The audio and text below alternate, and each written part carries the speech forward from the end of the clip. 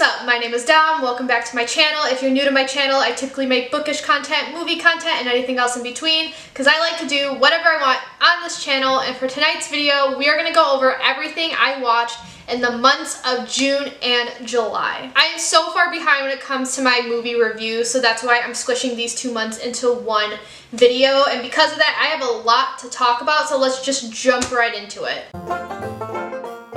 So the first movie I watched in the month of June was The Watchers. This is about a woman who has to go on some road trip to drop off a bird, and then she gets stuck in this forest, and there's these creatures in the forest that don't let anyone leave. I thought the trailer for this movie looked really cool, and Dakota Fanning's also in it, which is the main reason I watched it. I haven't seen Dakota Fanning in forever, and she ate what she could.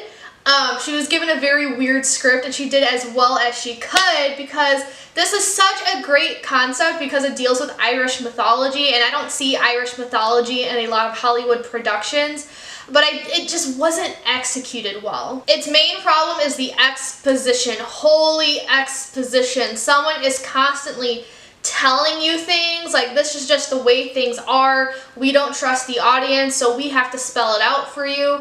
And it wasn't just the beginning of the movie, it was throughout the entire thing, and it just got old really fast. Another thing that really bothered me about this movie, a lot of the things, they felt like they happened because they had to, not that it makes sense. I was halfway through the movie where a character just makes a decision that just felt so out of character. So I had a feeling this was based on a book, and sure enough, I looked it up when the movie was over. It is, in fact, based on a book, so they were trying to squeeze so much of it into a movie that's less than 2 hours long. So that's what I mean by things happen because they had to. Like, it happened in the book, so of course it has to happen in the movie.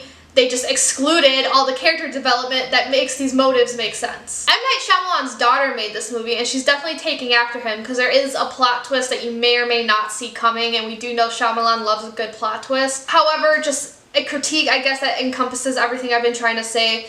This movie needs some serious fleshing out and probably would have done a lot better as a limited TV show rather than a movie. So I gave this 2.5 out of 5 stars. The next 3 movies on this list are because I went to Disneyland, so I was inspired. During my layover in the Denver airport, I watched a short called Mickey Mouse Through the Mirror, which is just an Alice in Wonderland retelling, but with Mickey Mouse. And literally all I have to say about this is that it was cute. 3 out of 5 stars. And then another short I watched in the airport was actually a rewatch, and that is called Get a Horse. And it's when Nikki is getting into some shenanigans with Pete, the big dog character. I first watched this in a history of animation class I took in college, and I forgot to read, I just didn't read the year this short came out. So when watching it for the first time, I genuinely thought this was an old style 1920s cartoon. So imagine my surprise when Mickey jumped through the screen and the animation style changed. And this short definitely holds up. I knew that transition was coming, but it's so flawless that I still gasp when rewatching it. And it's just as kooky as I remembered, and it's kooky and crazy like the original OG 1920s cartoons. And I have a feeling Walt Disney would have loved this. So it is a rewatch, but it's like one of the best shorts I've ever seen. So like 4 out of 5 stars. And then when I got home from the trip, I rewatched Big Hero 6, which is about a boy who becomes a superhero with his brother's friends. I was inspired to watch this because Disneyland does have a San Francisco Square, but I did not realize how much I forgot from this movie because this is only my second time watching it. It's only my second viewing. I had forgotten so much, so I felt like I was watching it for the first time. And it's fun. It's really action-packed. It's sadder than I remember. I was sobbing throughout the whole thing. And the Fall Out Boy songs are all bangers. The next movie I reacted to, so I don't want to spend too much time on it, but it is The Call of the Wild. This is about a man who goes looking for gold, and he has a dog named Buck. I read the book Call of the Wild back in like 2022, and I knew going into this movie it was going to have a different perspective. So the book takes place in the dog's point of view, and it's very episodic chapter by chapter because it's a dog going on many different adventures, and he actually doesn't meet our main character until like the last couple chapters. But in this movie, Clark Gable is very much the main character, and I felt like Buck just happened to be there. He wasn't really the sole focus of the film. This movie is very corny, it's very cliched, very predictable, but it's also fun for what it is. I thought it was a fun adventure story. I felt bad for Clark Gable at one point near the end. It had like a cutesy love story going on. Enjoyable time all around. I forgot to write down my star rating, but I think I gave this either 3 stars or 3.5. Then the last movie I watched in June was Inside Out 2. Just like the first one, this movie also asked the question, what if we gave feelings, and our main character, Riley, is about to start high school, I believe it is. I think it's high school.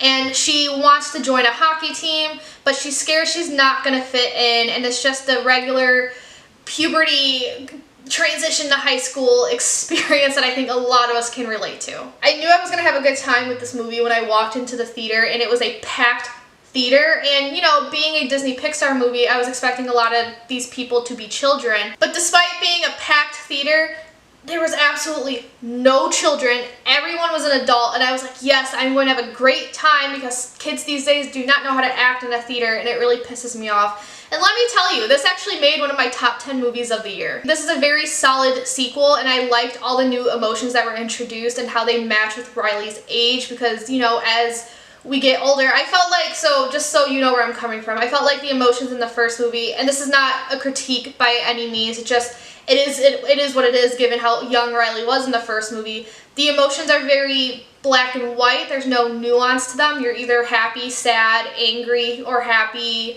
You know, you're either afraid or disgusted by something, so on and so forth. And as we get older, our emotions become more complex, and I felt like the emotions that were introduced, such as anxiety, embarrassment, and ennui, I think the word is pronounced, it shows that complexity, and they kind of work off of our based emotions. One of my favorite things about this movie was the little details in the background. They're not in your face, but if you look hard enough, you see them. For example, Joy's room, she does have a plushie of Bing Bong, which I thought was a great nod to the original character. Riley has braces in this movie, and like, I'm praising the bare minimum, I feel like, but it's just, I've never really seen characters with braces in coming of age movies, because, you know, coming of age movies, we want to teach teenagers that, like, hey, what you're going through is okay, you're not alone, and yet, in all these coming of age movies, at least when I was growing up, teenagers still looked very perfect, Hollywood perfect. But in this movie, not only does she have braces, but I also noticed she had acne, which again feels like I'm praising the bare minimum, but when I was growing up, I really never saw teenagers look like teenagers. So it was just nice to see this character who's going through the awkward phase of transitioning from preteen era to her teenage era, from middle school to high school, look like someone who's going through that stage. I was also shocked by how well anxiety was handled. I was expecting it to be very gimmicky because it is Disney, but I need to put praise on Pixar's name, because I've noticed Pixar tends to handle these things differently than Disney Animation Studios. It was very relatable in like the nostalgic sense, and even just as an adult, because I remember going through some of the feelings that Riley was going through. The fear of not being able to fit in, of trying too hard, the fear of being alone, of not making any friends. I remember having that fear when I was moving on to high school, and then as an adult, I have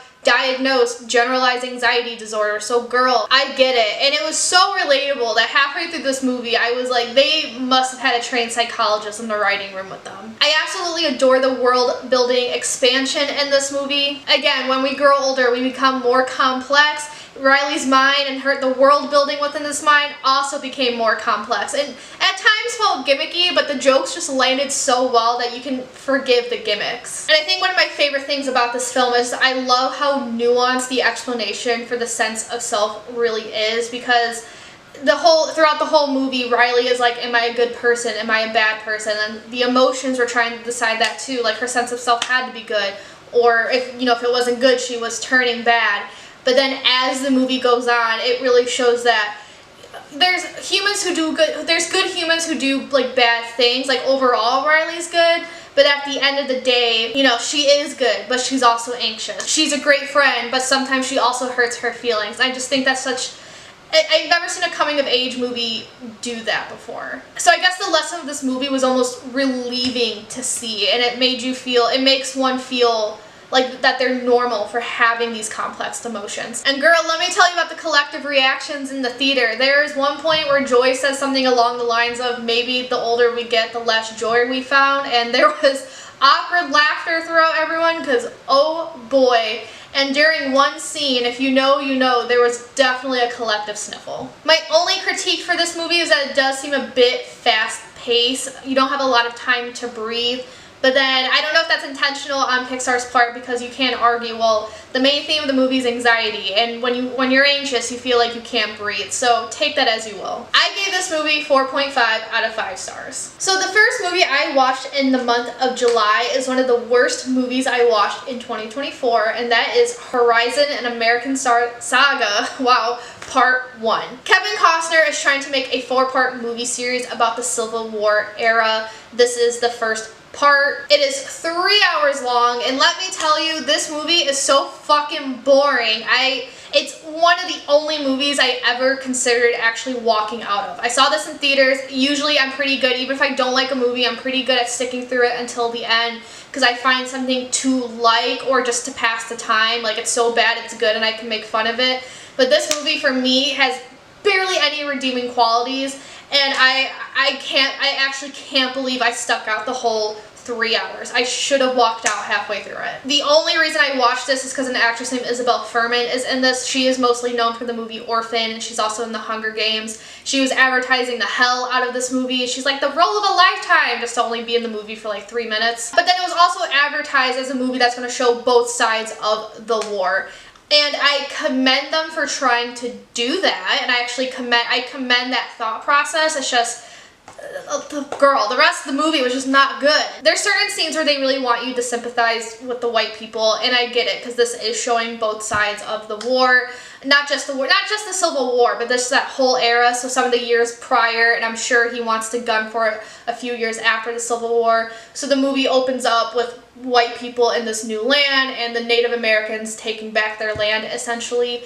And it's framed in a way where you're supposed to feel bad for the white people, because what the natives are doing are terrible. They're setting fire to this place. People who had nothing to do with their issues are dying.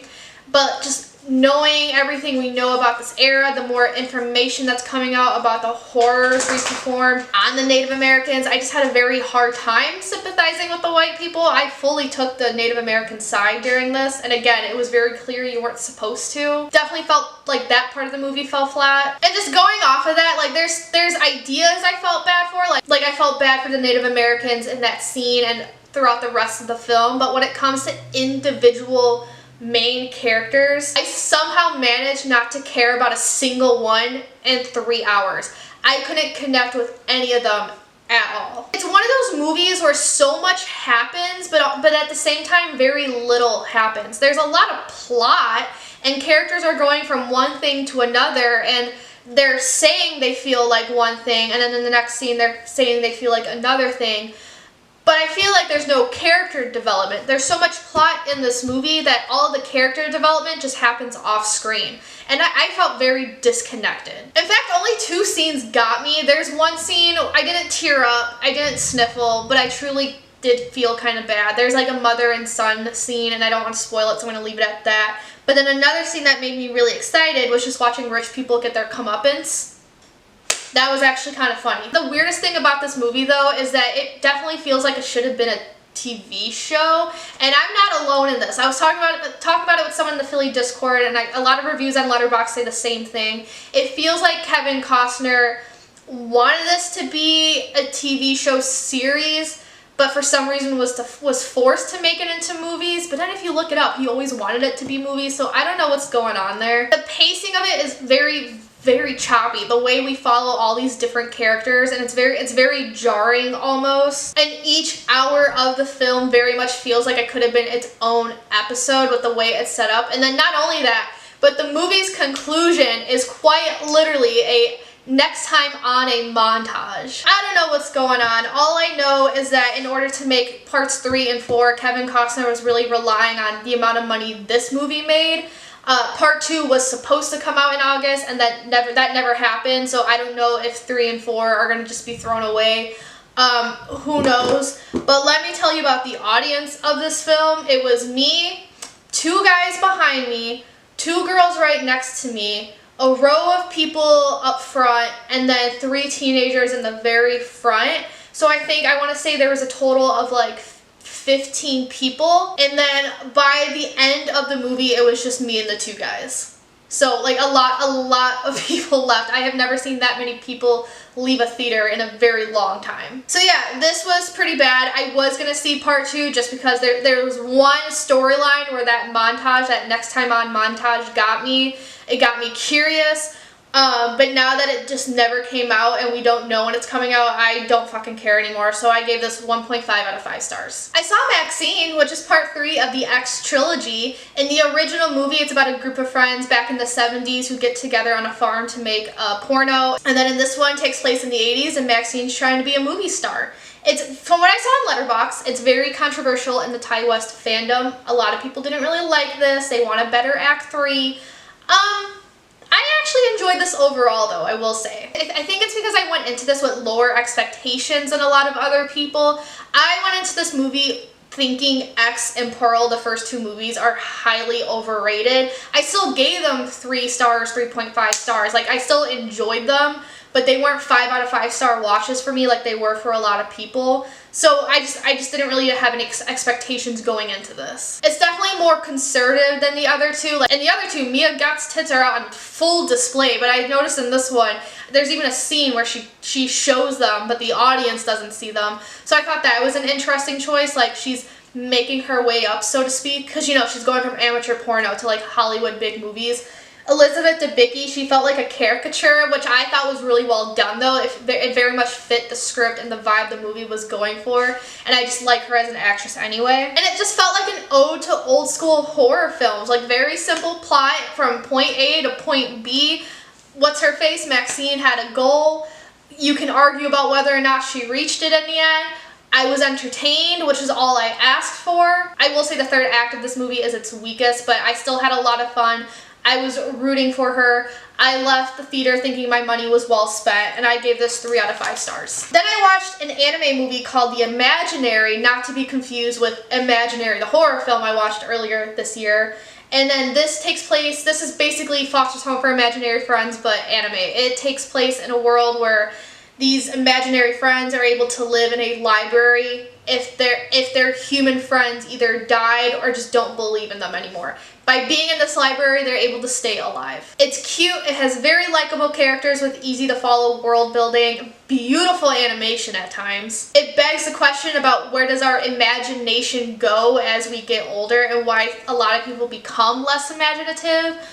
But other than that, really all I have to say about this movie is that it's cute, but like nothing to brag about. It's not really one I'd be like, yes, go and see. It's definitely one you watch when it's a rainy day and there's nothing else on TV. So I gave this 3 out of 5 stars. Then I rewatched a movie that I actually reacted to, and that is Meet the Robinsons. This is about a boy named Lewis who is an orphan, and one of his science experiments goes wrong. So he wants to stop. He doesn't want to be an inventor anymore. But then Wilbur Robinson comes from the future and brings him to his family to inspire inspiration. I haven't seen this movie in over 10 years, so I was a little worried going into it. But let me tell you, it's the animation kind of hurts my eyes. We've definitely come a long way since this movie was made. And even then, I believe this is one of the movies on Disney's back burner, so this was like one of their lower budget movies.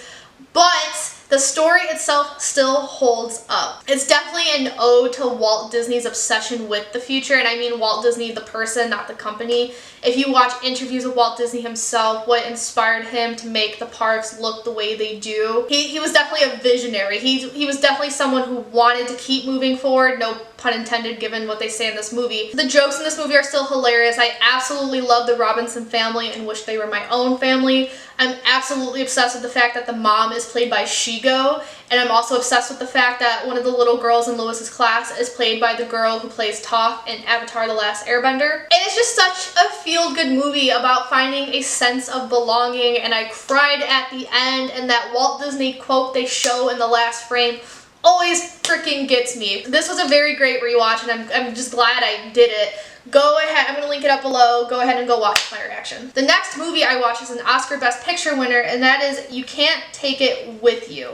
And this is about a rich man and a poor girl who fall in love. Rich man, poor woman, I should say, who fall in love. I'm going to keep this short and sweet. This movie had some funny moments, but honestly was overall very boring. I couldn't connect with any of the characters, and is actually very forgettable. I can tell you what happened in the beginning and some moments in the middle, and I remember the scene where his family meets the woman's family. Can't really tell you how it ends, Some scenes looked really nice though, so I gave this 2.5 out of 5 stars. Then I watched a very early Wes Anderson film called Rushmore, and this is about a high school boy who is obsessed with his high school called Rushmore. I really liked the dry sense of humor in this film, and I liked how it looked visually. This is very much when Wes Anderson was starting to find his style. Every single person in this movie is a great actor. They all do a good job of playing not so great people. In fact, the main character, played by Jason Schwartzman, he's actually a huge fucking dick, but there's just a way that Schwartzman plays him that makes him so compelling. So I was in a way rooting for him. I was mad at him and like scolding him.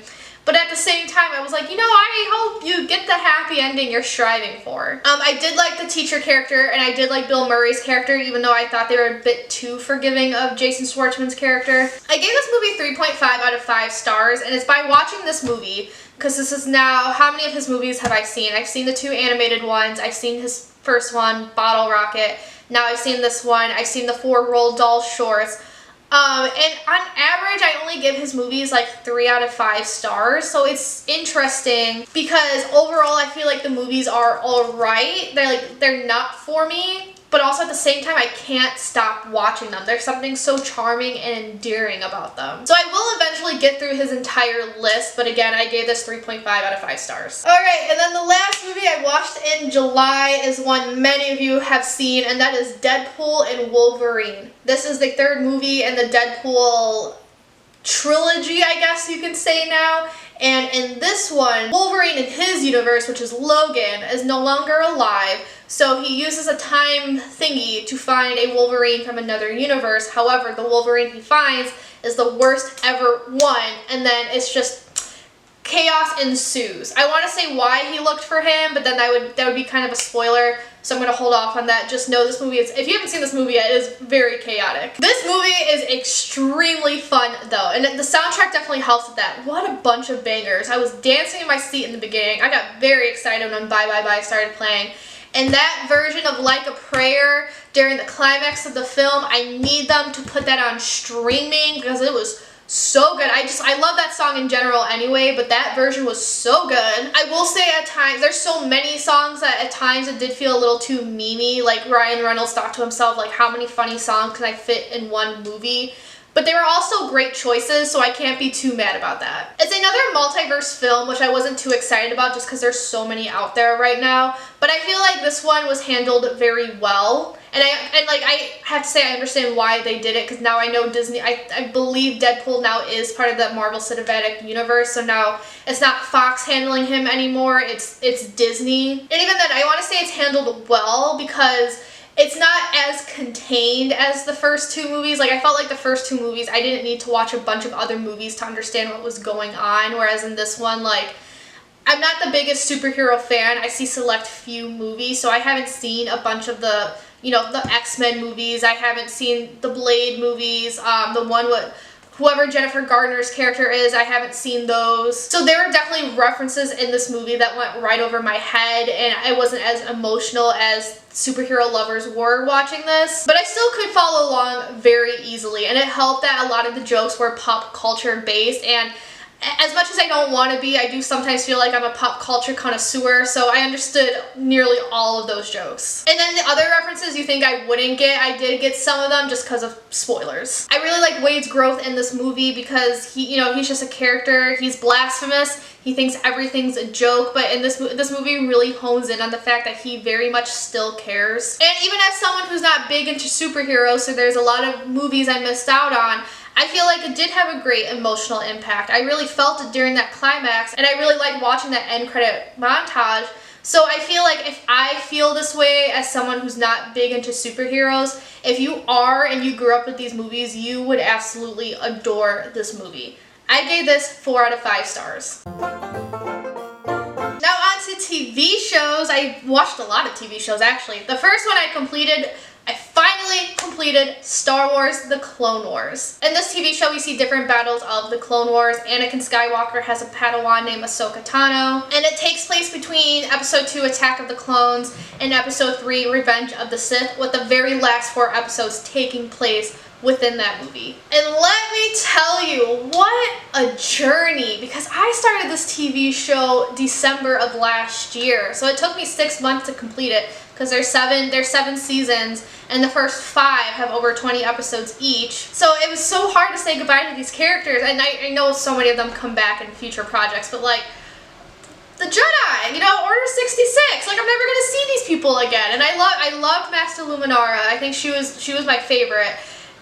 Now I can't see her anymore, and I'm very upset about that. But the last 4 episodes of this felt like a movie, whether it was because of the music, the animation, which was absolutely insane. Because remember when I first started this TV show, I was like, this animation's fucking rough. It hurts to look at, but they have come so far by the end of the show, and like part of that being is it is a Disney budget in the last two seasons, but still, because Disney TV has a different budget than Disney movies, and like this is Disney movie level. My heart hurt watching the last 4 episodes and seeing everything from Ahsoka's point of view, and I wanted to cry because like, it's just the way the show was designed. If you've seen all the movies, you go into the show knowing the Jedi are going to lose. Like, we know the Sith, we know Palpatine's going to win and roll over everyone, but you grow so attached to these people, and seeing Anakin's journey and like just how nice he was and how lovable he was throughout this entire TV show.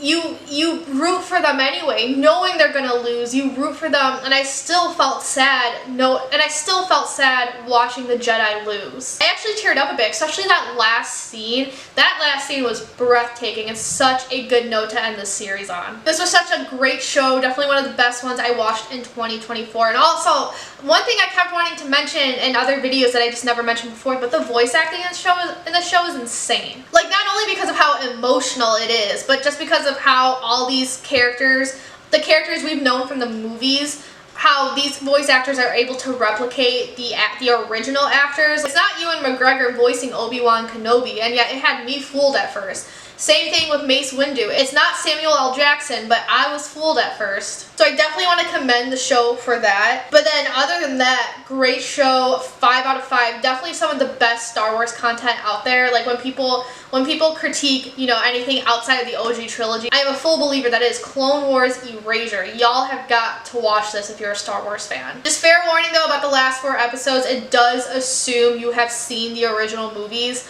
So it's not going to rehash anything. It's all going to be from Ahsoka's point of view. You're not going to see the Jedi die again. You're not going to watch Anakin turn into Darth Vader. That all happens off screen. Other than that though, 5 out of 5. Then I watched an anime called Wonder Egg Priority, and this is one of those like magical girl animes, but it deals with the topic of suicide. So our 4 main besties, they all have someone in their lives that have committed suicide, and now they have to take these eggs, save these other girlies who have also committed suicide from these monsters, and each time they win, a little piece of their loved one comes back to life. So the whole goal is to save all these other girlies to bring their friend, fan, whoever back to life. That was so convoluted. Hopefully you get what I mean.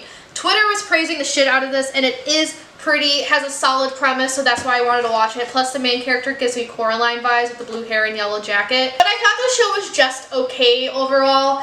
I usually like stuff like this. I like things that explore depression and anxiety, suicide, especially within young teenage girls. So you think I would eat this up. Something about the show just felt off, so I wasn't like as engaged as I wanted to be. Maybe it was the whole magical girl sequence, because when I saw their weapons do their magical girl shit, it took me out of the show for a couple minutes. I was like, what the hell am I watching? And like the vibes of that just didn't fit. Like I felt like that whole sequence, that whole thing was a little too perky for how sad the show could really be, and there was a disconnect somewhere there. But also, what the fuck was that ending? Some of the plot twists didn't make sense. I shouldn't say they didn't make sense, they just felt weird.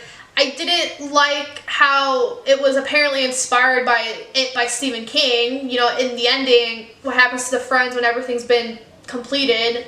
Don't want to spoil anything, so if you know, you know. And I made a joke to someone when I finished the last episode, and the joke was along the lines of, maybe the end was the friendships we made along the way. But the more I think about it, the more I think that's genuinely what they were going for.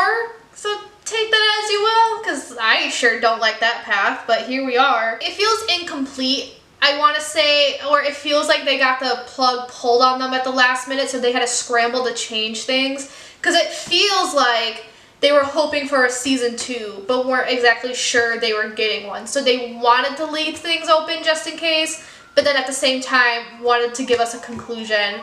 And you give me a show about a found family and then it concludes like that, not really a fan. So this was definitely a weird one. There's 3 episodes of Oswald the Lucky Rabbit that I watched while I was in the airport on my layover, because again, I was very bored.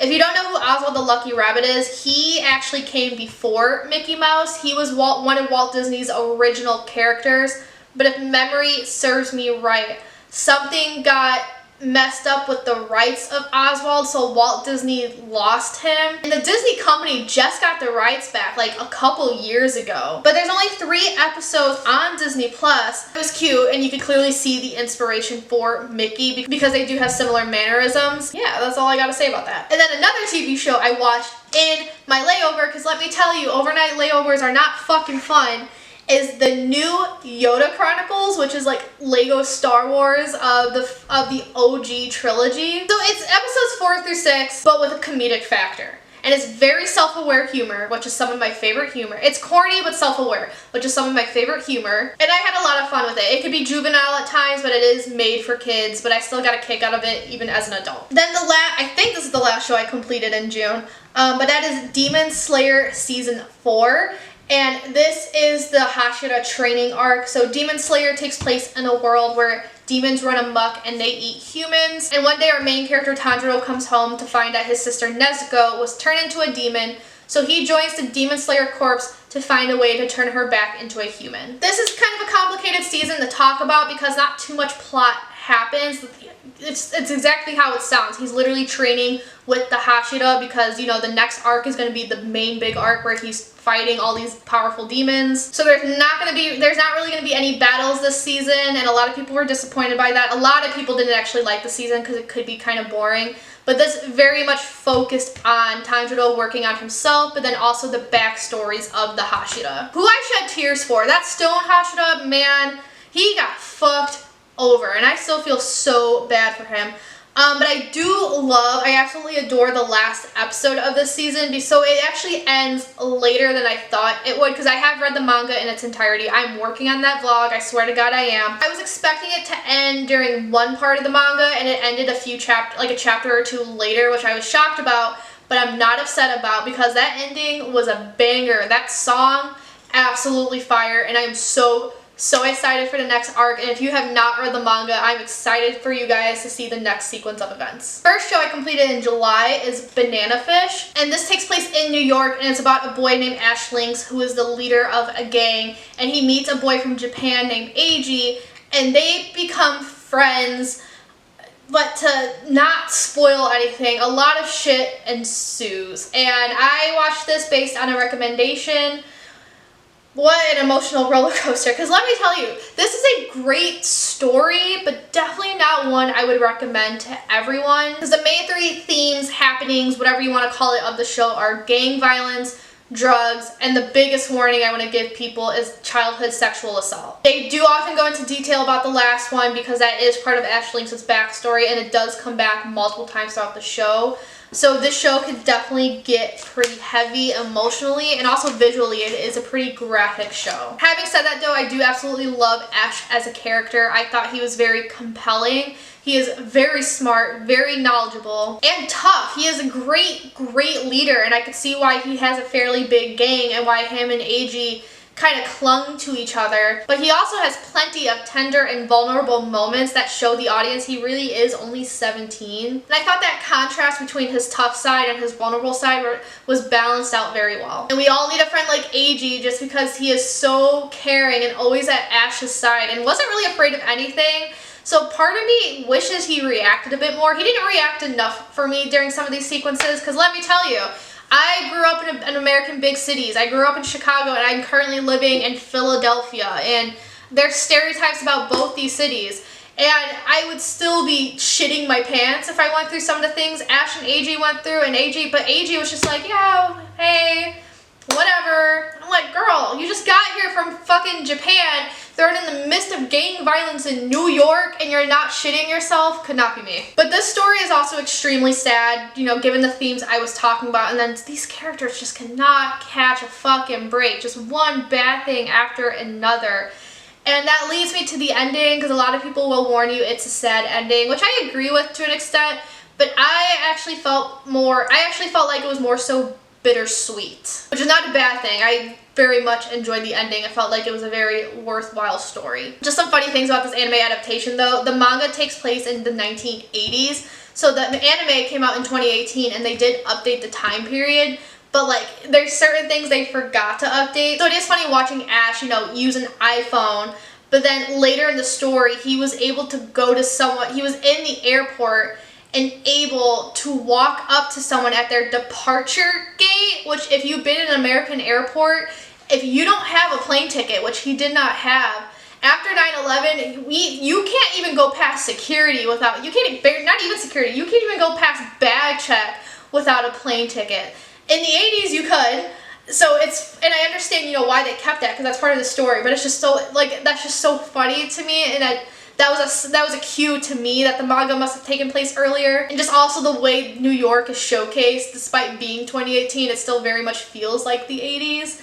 So it's funny in its own way, but again, sad story, but with banger songs. That OP is a banger, and something I would have jammed to in like 2013 at Warped Tour. Then I watched Star Wars The Acolyte, which, whew, what a controversial show.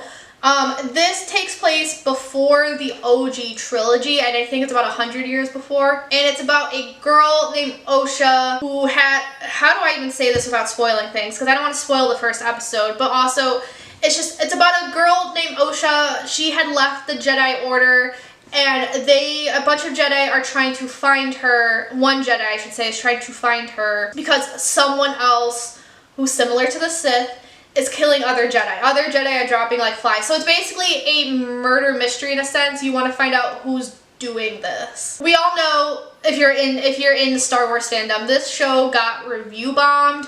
It was called a woke mess by a lot of people. A lot of people were pissed off that the main character was black, essentially.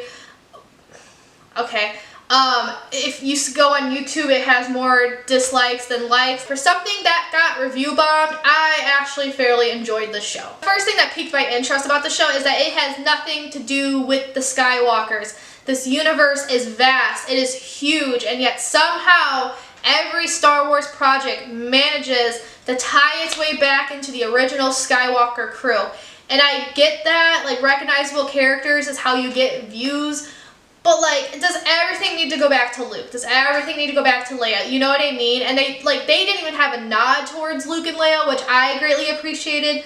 I liked that it explored something away from them. I actually love the expansion of the lore in this and the idea of the Force and how, I'm just gonna spoil something because I can't hold everything back. The twins, I like the idea and how they were made, and I like the direction that was going. And you know what? Let me tell you, the OG trilogy, do I think they're masterpieces in technology?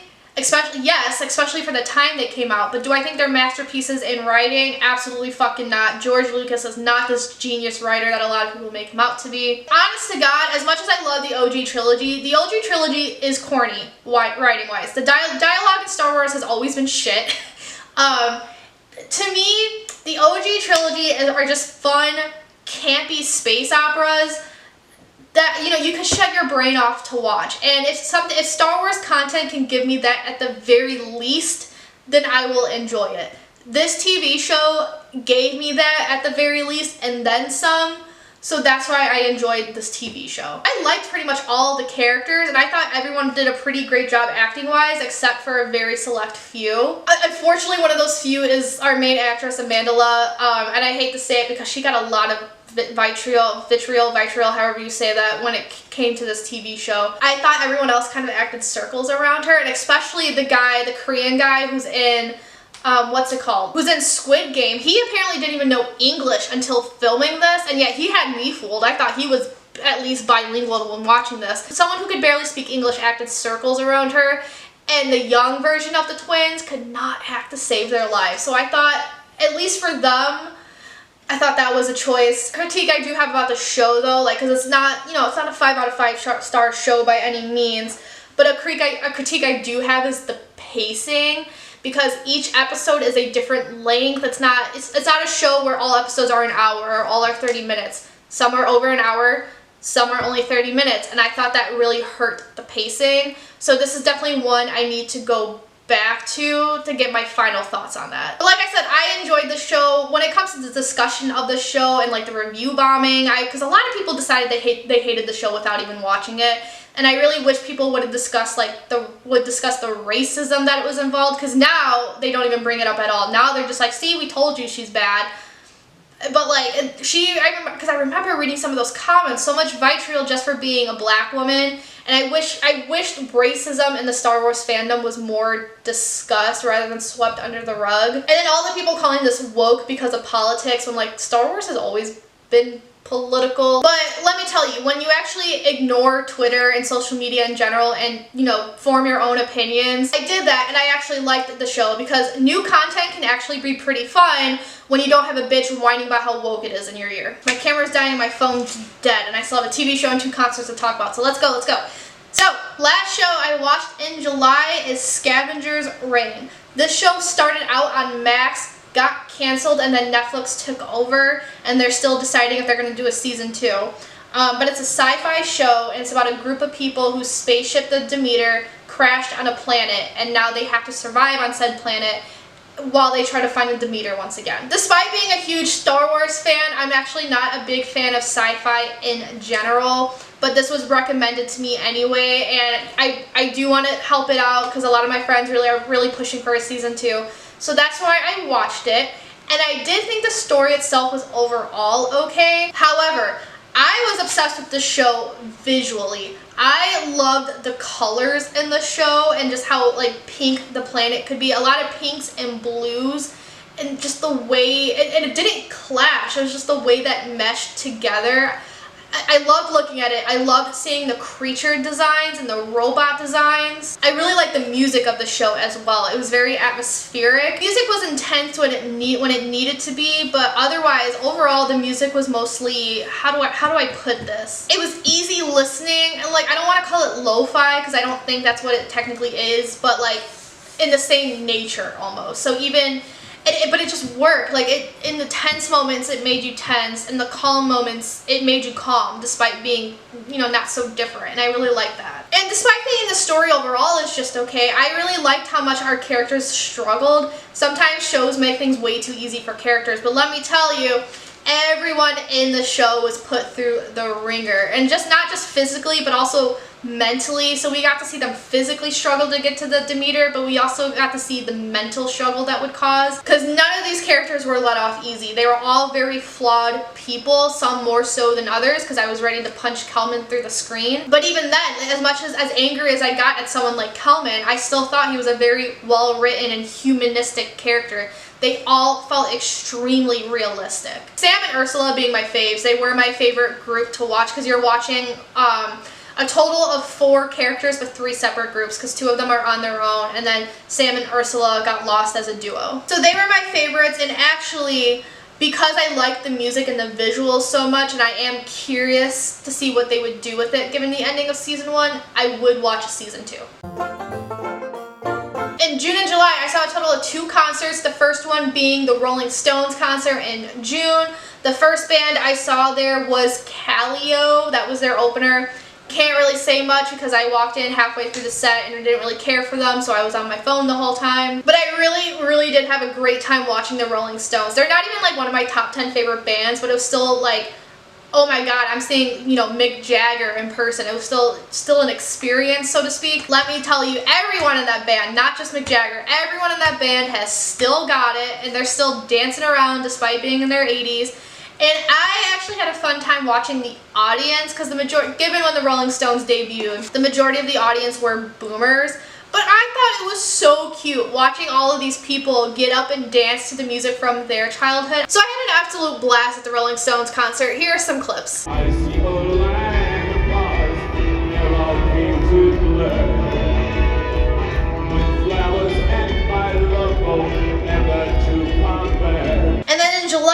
went to a free concert because every 4th of July, Philadelphia does something called Welcome to America. For any of my non-American viewers out there, Philadelphia is where the United States essentially became the United States. It's where the Declaration of Independence was signed. It's where the U.S. Constitution was drafted. So Philly tends to make a big deal about the 4th of July. And on the day of, there is a free concert by the museum steps. And it's not just local artists, like big stars come and perform. So the first person I got to see was Kesha. Actually, I'm just going to say it's Kesha and Ne-Yo. So holy throwback to my middle school days. Absolutely adored her outfits. I don't have much else to say about the performance because I was so far back that I quite literally could not see the stage. Because I mean, like, it's a whole strip. I quite literally could not see the stage, so I was relying on the jumbo screens. But even then, something was really wonky about the audio, so I couldn't really hear her. But I did like it when I was able to hear. My phone picked up the audio much better than my ears could, so you're gonna be able to hear something in the audio.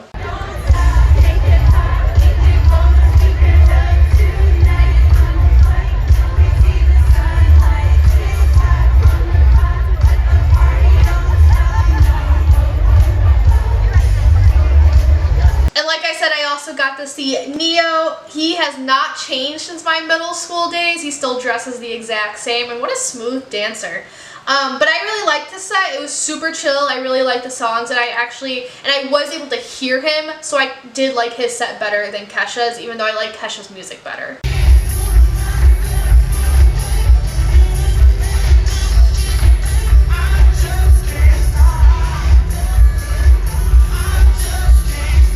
But that is the end of this video. Woo! I had so much to fucking say.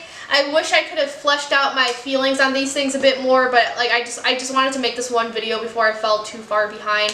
So let me know your thoughts down below. If you like this video, give it a big thumbs up, comment, subscribe. Y'all know the drill. And without further ado, I'm gonna peace out and I'll see you guys later. Ciao a tutti.